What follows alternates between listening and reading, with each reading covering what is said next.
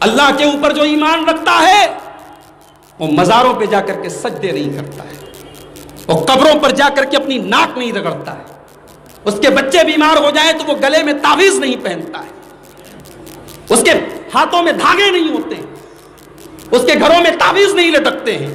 جو اللہ پر ایمان رکھتا ہے وہ اپنے نفع نقصان کا مالک اگر سمجھتا ہے تو اللہ کو۔ ابھی آج فیس بک کے اوپر ایک ویڈیو میں نے دیکھا، اور اللہ کی قسم میں ویڈیو دیکھ رہا تھا، حالانکہ اس کے اوپر کمنٹ کرنے والے مذاق اڑا رہے ہیں، ہنس رہے ہیں، مگر مجھے رونا آ رہا ہے کہ آج کیا دین کے جلسوں اور اسٹیج پر بیٹھ کر کے ایسی باتیں کہی جاتی ہیں۔ بیان کرنے والے مولانا صاحب بیان کر رہے ہیں، شیخ عبد القادر جیلانی پیران پیر، جن کو غوث اعظم بھی کہا جاتا ہے، غوث کے معنی مددگار، اعظم کے معنی سب سے بڑا، غوث اعظم سب سے بڑا مددگار۔ اب سوچو یہ اللہ کی کتنی بڑی توہین ہے۔ سب سے بڑا مددگار کون ہے؟ ہمارا ایمان تو یہی ہے کہ ہم جس کے لیے ایاک نعبد و ایاک نستعین کہتے ہیں وہی ہمارا غوث اعظم ہے، وہی ہماری مدد کرنے والا ہے۔ تقریر کرنے والا مولوی تقریر کر رہا ہے، غوث اعظم کی کرامت بیان کر رہا ہے، کہتا ہے لوگوں شیخ عبد القادر جیلانی کی کرامت یہ بھی تھی کہ وہ جس آدمی سے مصافحہ کر لیتے تھے اس دن اس آدمی کی موت نہیں ہوتی تھی، اس لیے صبح لمبی لائن لگتی تھی اور لوگ آ کر کے شیخ عبد القادر جیلانی سے مصافحہ کر لیا کرتے تھے تاکہ 24 گھنٹے زندگی کی گارنٹی مل جائے۔ ایک گڑیا کا بچہ تھا، ایک لوتا بچہ، اس نے سوچا کہیں میرا بچہ مر نہ جائے۔ روزانہ وہ صبح اپنے بچے کو لے کر کے آتی تھی اور شیخ عبد القادر جیلانی سے اپنے بچے کو مصافحہ کرواتی تھی۔ اس کو ڈر تھا کہیں میرا بچہ مر نہ جائے، اکلوتا بچہ ہے۔ ایک دن مصافحہ کروا کے گھر پہنچی، بچہ اوپر برآمدے سے آنگن میں گر گیا، بچے کا انتقال ہو گیا۔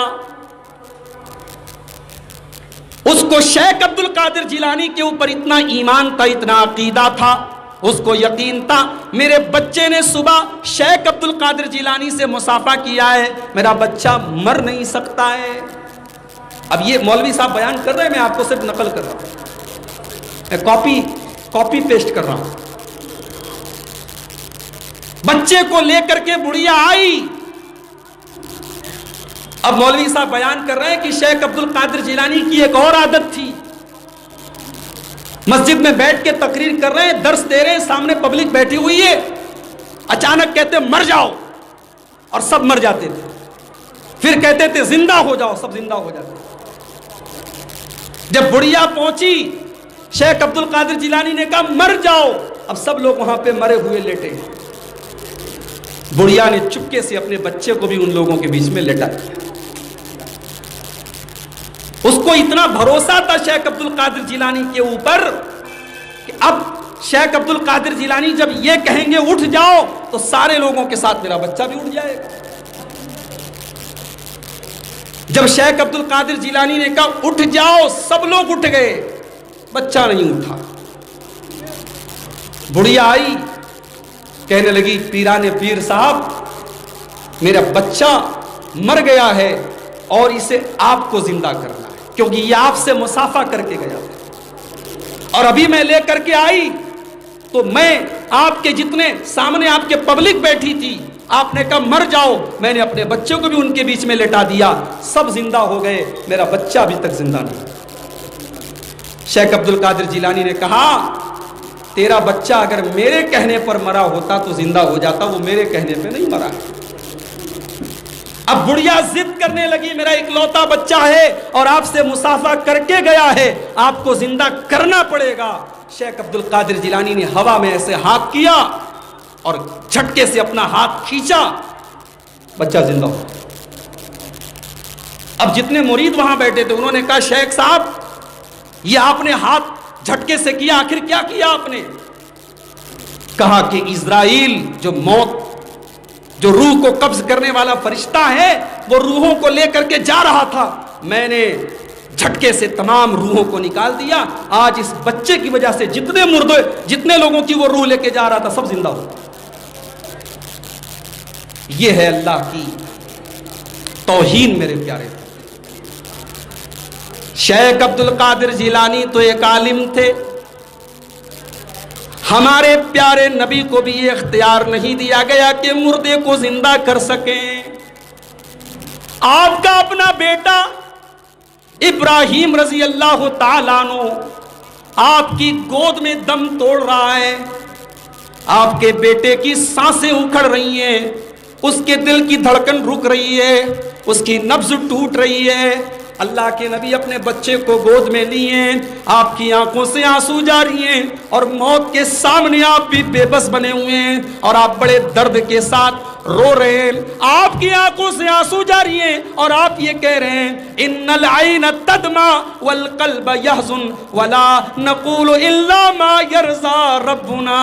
اے میرے بچے ابراہیم، تیرے باپ کی آنکھوں سے آنسو بہ رہے ہیں، تیرے باپ کا دل غمگین ہے، تیرے باپ کا دل اداس ہے، تیرا باپ تیرے جانے سے دکھی ہے، مگر تیرے باپ کی زبان سے آج کوئی ایسا جملہ نہ نکلے گا جس سے تیرے باپ کا رب ناراض ہو جائے، تیرا اللہ ناراض ہو جائے. اے میرے بچے، تیرا باپ بھی تجھے آج موت سے نہیں بچا سکتا.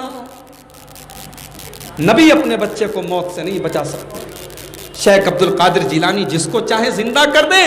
میرے بھائیوں، یہ اللہ تبارک و تعالیٰ کی توہین نہیں ہے تو اور کیا ہے؟ اسی کو اللہ نے قرآن میں کہا وَمَا قَدَرُ اللَّهَ حَقَّ قَدْرِهِ.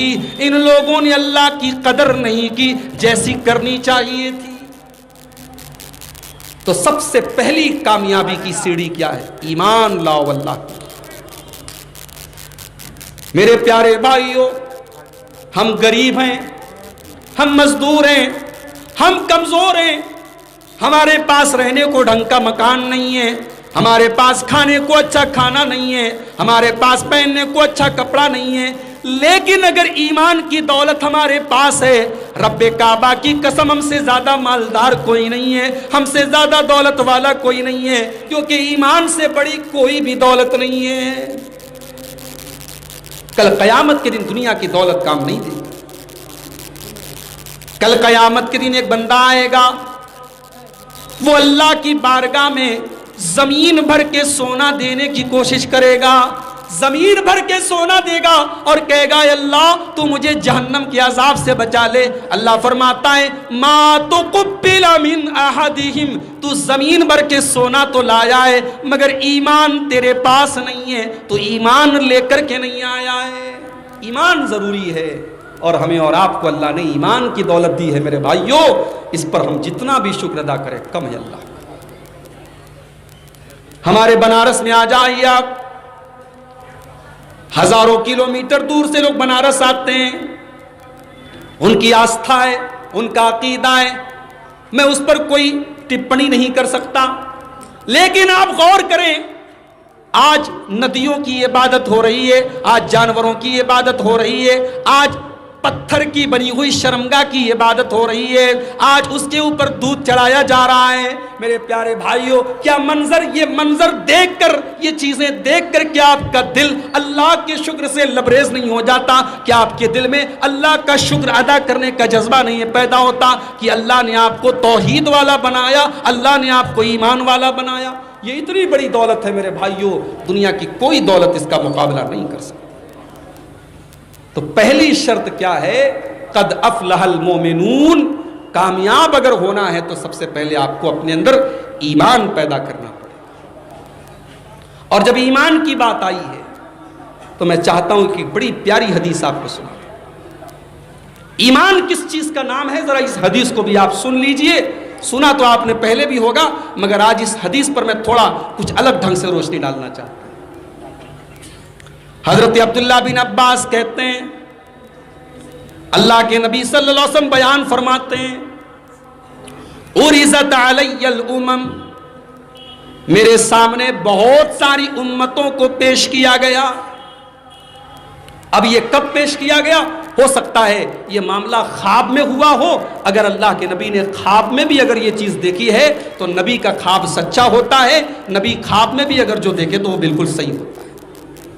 اللہ کے نبی کہتے ہیں میرے سامنے بہت ساری امتوں کو پیش کیا گیا، میرے سامنے ایسے نبی بھی آئے جس نبی کے ساتھ ایک آدمی ایمان والا ہے، میرے ساتھ سامنے ایسے نبی بھی لائے گئے جس کے ساتھ 2 ایمان والے ہیں، میرے سامنے ایسے نبی بھی لائے گئے وَلَيْسَ مَعَهُ أَحَدٌ، جن کے ساتھ کوئی بھی ایمان والا نہیں ہے۔ دنیا میں ایسے نبی بھی آئے ہیں، زندگی بھر تبلیغ کرتے رہے، دعوت کرتے رہے، اللہ کا دین پہنچاتے رہے، ایک آدمی بھی ایمان نہیں لایا۔ میں 1 گھنٹہ 1.25 گھنٹہ تقریر کر کے چلا جاؤں، اگر آپ سن لیں، ایک کان سے سن کے دوسرے کان سے اڑا دیں، اس میں میری خطا تو نہیں ہے میرے بھائی، میرا کام تھا بیان کرنا، میں بیان کروں گا۔ آپ نہ مانیں تو اس میں میری ناکامی نہیں ہے، اس میں آپ کی ناکامی مانی جائے گی۔ دنیا میں ایسے بھی نبی آئے، زندگی بھر توحید کی دعوت دیتے رہے، ایک آدمی بھی ایمان نہیں لایا۔ اس لیے ہمارا کام ہے پہنچا دینا، اگر کوئی مانتا ہے اس کا بھلا ہے، نہیں مانتا ہے اس کا نقصان ہے، اس سے پہنچانے والے کا کچھ بگڑنے والا نہیں ہے۔ اللہ کے نبی کہتے ہیں ایسے نبی کو بھی میں نے دیکھا، کوئی اس کے ساتھ نہیں۔ اس کے بعد میں نے بہت بڑا مجمع دیکھا، بہت سارے انسانوں کو دیکھا، میں نے یہ سمجھا کہ یہ میری امت کے لوگ ہیں۔ فرشتوں نے بتایا کہ اے اللہ کے نبی یہ آپ کی امت کے لوگ نہیں ہیں، یہ موسیٰ علیہ السلام کی امت کے لوگ ہیں۔ اس کے بعد مجھ سے کہا گیا کہ آپ آسمان کے کونے میں دیکھیے، میں نے آسمان کے کونے میں دیکھا تو جہاں تک میری نظر جا رہی ہے بہت سارے انسانوں کا مجمع نظر آیا۔ پھر فرشتے نے کہا آپ دوسری طرف دیکھیے، میں نے دوسری طرف دیکھا تو بہت سارے انسان ہی انسان مجھے نظر آئے۔ فرشتوں نے مجھے بتایا ہاذی امتک، اے اللہ کے نبی یہ آپ کی امت کے لوگ ہیں، آپ کی امت کے لوگ ہیں تو سب سے زیادہ جنت میں جائیں گے پوری دنیا کی تمام امتوں میں۔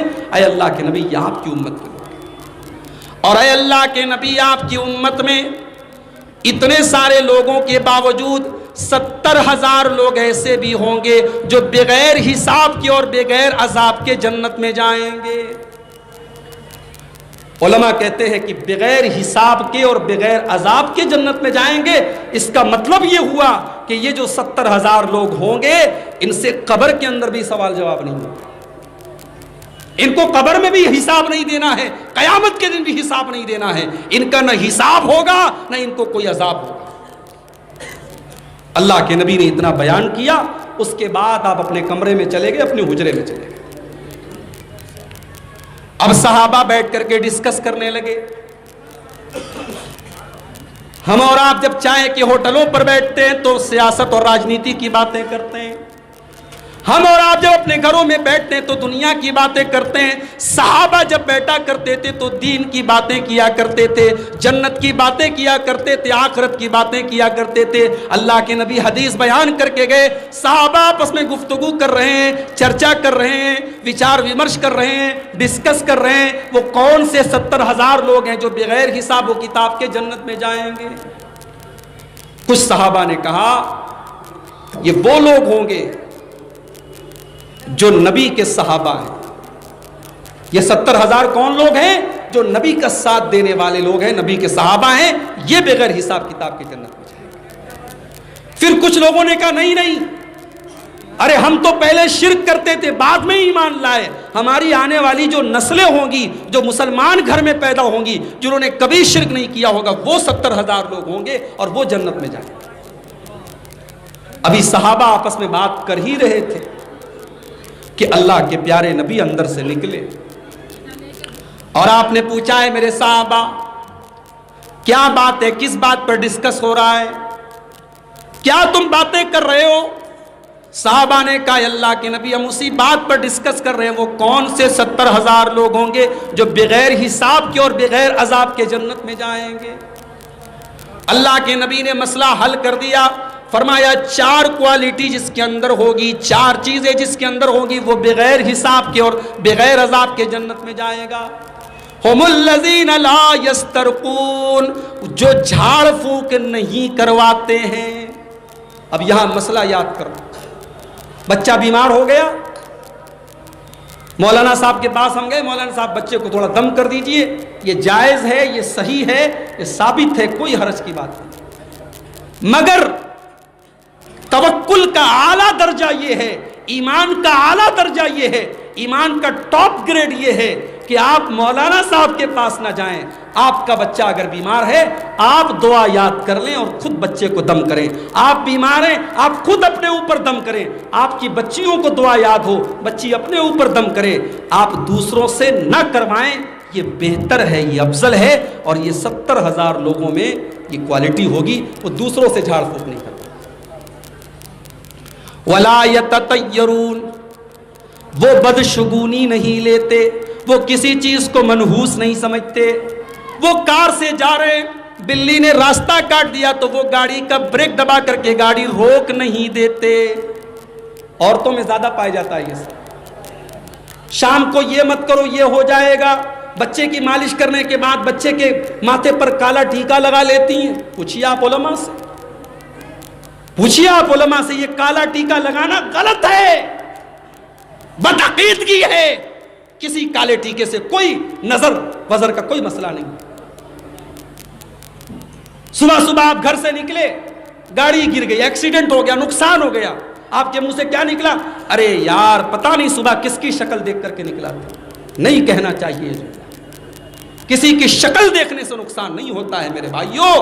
وَلَا يَتَطَيَّرُونَ، 70,000 لوگ جو بغیر حساب و کتاب کے جنت میں جائیں گے، وہ کسی چیز سے شگون نہیں لیتے، کسی چیز کو منحوس نہیں سمجھتے۔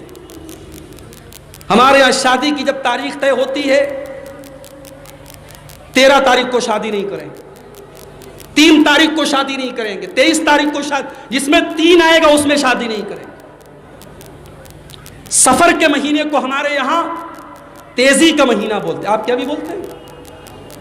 سفر کا مہینہ، محرم کے بعد جو سفر کا مہینہ آتا ہے اس کو ہمارے یہاں تیزی کا مہینہ بولتے ہیں، بولتے ہیں اس میں جو بچہ پیدا ہوتا ہے بہت تیز ہوتا ہے، اس میں بہت سے لوگ شادی نہیں کرتے۔ غلط ہے یہ تمام چیزیں، نہ کوئی دن منحوس ہے، نہ کوئی ہفتہ منحوس ہے، نہ کوئی مہینہ منحوس ہے۔ دور جاہلیت میں لوگ شوال کے مہینے کو منحوس سمجھتے تھے، شوال کے مہینے میں لوگ شادی نہیں کرتے تھے۔ اماں عائشہ فرماتی ہیں کہ او لوگو، میری شادی جناب محمد رسول اللہ سے شوال کے مہینے میں ہوئی، اور اسی شوال کے مہینے میں رخصتی بھی میری ہوئی، اگر یہ مہینہ منحوس ہوتا تو میری نبی سے اس مہینے میں شادی نہ ہوتی اور اسی مہینے میں میری رخصتی بھی نہ ہوتی، اور نبی کی تمام بیویوں میں نبی سب سے زیادہ مجھے چاہتے ہیں، مجھ سے زیادہ خوش نصیب کون ہے؟ لہٰذا جو اللہ کے نیک بندے ہیں، 70,000 والے جو بندے ہیں، وَلَا يَتَطَيَّرُونَ، وہ کسی چیز کو منحوس نہیں سمجھتے۔